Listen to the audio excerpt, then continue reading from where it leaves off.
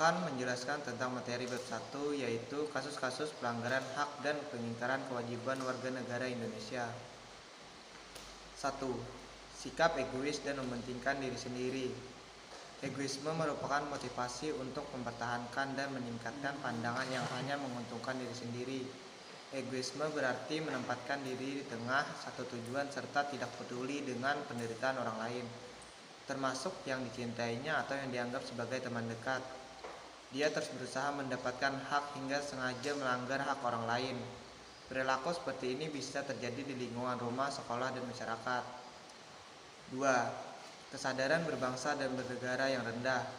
Di era globalisasi ini banyak tantangan memang bagi negeri kita.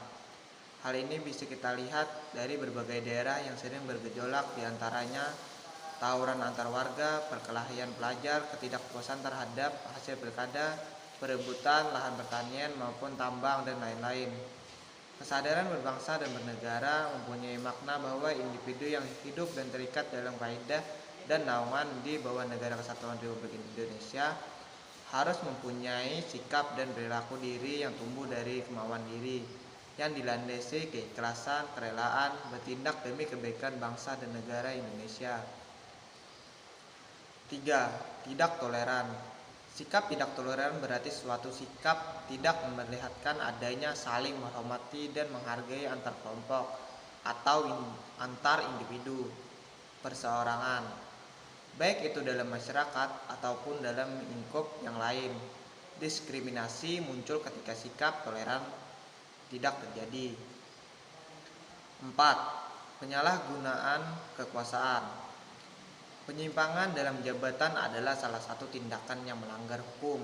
Penyalahgunaan kekuasaan juga bisa berarti seseorang menggunakan kekuatan yang mereka miliki untuk keuntungan pribadi mereka.